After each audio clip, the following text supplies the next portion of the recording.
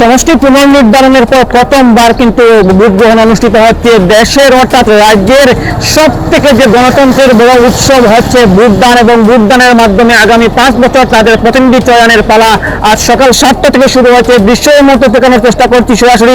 সহযোগী বিপ্লব রয়েছে দক্ষিণ করিমগঞ্জ সমষ্টির 161 নোয়াবাড়ি এলপি স্কুলে 2টি ভোট কেন্দ্র রয়েছে, এবং 2টি ভোট কেন্দ্রের মধ্যে একটি ভোট কেন্দ্র প্রায় 1 ঘন্টা বন্ধ ছিল, অর্থাৎ বিকল ছিল, এবং তাৎক্ষণিকভাবে সেক্টর অফিসার সহ অন্যান্যরা এসে এই যে মেশিন রয়েছে ইভিএম সারাইয়ের পর কিন্তু এই মুহূর্তে নির্বাচন আবার শুরু হয়েছে, এবং অত্যন্ত দ্রুতগতিতে কিন্তু এই নির্বাচন চলছে বলে কিন্তু অভিযোগ উঠছে। কিন্তু আমি যদি প্রথমেই আমি দেখানোর চেষ্টা করছি যে গোটা করিমগঞ্জ জেলা রয়েছে, সেই করিমগঞ্জ জেলার যে তথ্য আমাদের হাতে রয়েছে, অর্থাৎ শ্রীভূমি জেলায় 47 জন প্রার্থী রয়েছেন, 9,42,000 ভোটার তাদের প্রতিনিধি চয়ন করবেন। কিন্তু সব দিক দিয়ে যদি আমি বলতে হয় যে দক্ষিণ করিমগঞ্জে সমষ্টি রয়েছে, দক্ষিণ করিমগঞ্জ সমষ্টিতে ত্রিমুখী লড়াইয়ের সম্ভাবনা রয়েছে।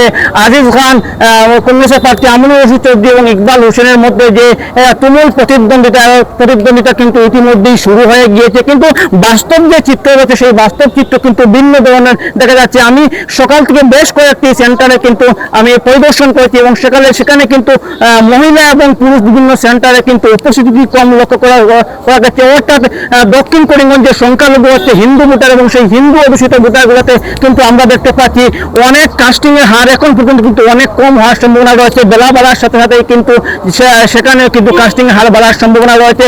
কিন্তু এই যে দক্ষিণ করিমগঞ্জ রয়েছে, দক্ষিণ করিমগঞ্জে প্রায় 2,84,000 মতন ভোটার রয়েছে, অর্থাৎ সব থেকে বড় সমষ্টি, এবং সেই সমষ্টিতে কিন্তু বলতে হবে যে একটা সাগর সমষ্টি বলছেন রাজনৈতিক বিশেষজ্ঞরা। সেখানে কিন্তু চলছে নির্বাচন, এবং 3 জন প্রার্থীর মধ্যে তুমুল প্রতিদ্বন্দ্বিতা হচ্ছে। শেষ মুহূর্তে কে জয়লাভ করবে তা কিন্তু আজকের দিনে ভোটাররা চয়ন করবেন, অর্থাৎ ইভিএমে তাদের ভাগ্যবন্দী হবে। কিন্তু উন্নয়নের দিক দিয়ে বিগত দীর্ঘদিনে দক্ষিণ করিমগঞ্জে ছিলেন সিদ্দিক আহমেদ কিন্তু এবার কিন্তু রোগ রোগে আক্রান্ত হওয়ার কারণে কিন্তু সিদ্দিক আহমেদ এবারে নির্বাচনে কিন্তু অবতীর্ণ হচ্ছেন না। তার পরিবর্তেই কিন্তু আমরা দেখতে পাচ্ছি তিন জন প্রার্থী কিন্তু নির্বাচনে অবতীর্ণ হয়েছেন।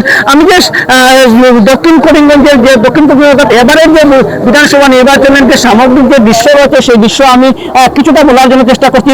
কড়া নিরাপত্তা ব্যবস্থা করা হয়েছে। আমি এর মধ্যে দক্ষিণ করিমগঞ্জ সমষ্টির নীলামবাজার থানা এলাকার যে এলাকা রয়েছে সেই থানা এলাকার যদি আমি নিরাপত্তা ব্যবস্থা করে যদি এই মুহূর্তে পূর্বাঞ্চল প্রতিনিধি দর্শকদেরকে তুলে ধরার চেষ্টা করি, প্রতিটি সেন্টারে কিন্তু আমাদের কেন্দ্রীয় বাহিনী 3 জন করে দেওয়া হয়েছে, এবং তাছাড়াও কিন্তু 2 জন আসাম পুলিশ দেওয়া হয়েছে। তাছাড়াও কিন্তু সেক্টরের সাথে 3 থেকে 4 জন সুরক্ষা কর্মী রয়েছেন, কেন্দ্রীয় বাহিনী রয়েছে, নিলামবাজার থানার যে ওসি রয়েছেন, ওনার সাথে কিন্তু হাফ সেকশন কেন্দ্রীয় বাহিনী রয়েছে। তাছাড়া এই থানা এলাকায় 3 জন কমান্ডেন্ট রয়েছেন, সেই কমান্ডেন্টের সাথে 1 সেকশন করে কিন্তু কেন্দ্রীয় নিরাপত্তা বাহিনী দেওয়া হয়েছে।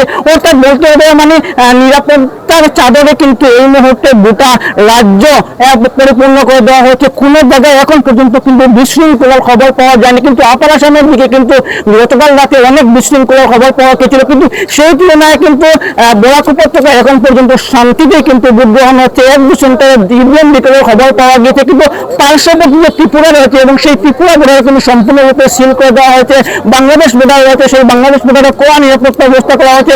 অর্থাৎ কোনোভাবেই কিন্তু এই যে নির্বাচন রয়েছে সেই নির্বাচন কোনো ধরনের অশান্তি সৃষ্টি না হয় তার জন্য কিন্তু নির্বাচন আধিকারিকরা যারা প্রচেষ্টা চালিয়ে যাচ্ছেন। এবারের যে নির্বাচন রয়েছে সেই নির্বাচনে জেনজি ভোটারের উপর লক্ষ্য রয়েছে, অর্থাৎ যারা যুব ভোটার রয়েছেন সেই যুব ভোটাররা কিন্তু নির্ণায়ক ভূমিকা নিবেন বলে কিন্তু রাজ্যের রাজনৈতিক মহল কিন্তু অনেকটাই বলছেন। কিন্তু তার দিক দিয়ে লক্ষ্য রেখে কিন্তু আগামী 5 বছরে কিন্তু আপনার সঠিক প্রার্থী আপনারা চয়ন করার জন্য কিন্তু আজকের দিনে ভোটদান করতে হবে, এবং সেই ভোটদানের লোকে কিন্তু সকাল থেকে উৎসব মুখর পরিবেশ আমি দৃশ্য দেখানোর চেষ্টা করছি যে পুরুষের সাথে যে মহিলারাও কিন্তু বেরিয়ে এসেছেন তাদের ভোটাধিকার সাব্যস্ত করার জন্য। সহযোগী বিপ্লব রয়েছে। আমি সেন্টারের দৃশ্যের মধ্যে দেখানোর জন্য অনুরোধ করছি, যেহেতু এবারে যে নির্বাচন ডিলিমিটেশনের পর অর্থাৎ কড়া নিরাপত্তা ব্যবস্থা করা হয়েছে, মোবাইল কিন্তু এবারে কিন্তু ভিতরে নিয়ে যেতে পারবেন না। তাছাড়া বিভিন্ন ধরনের নতুন নিয়ম আনা হয়েছে, এবং সেই নিয়ম মেনে কেন্দ্রীয় সুরক্ষা বাহিনীর উপস্থিতিতেই কিন্তু এবারে নির্বাচন অনুষ্ঠিত হচ্ছে।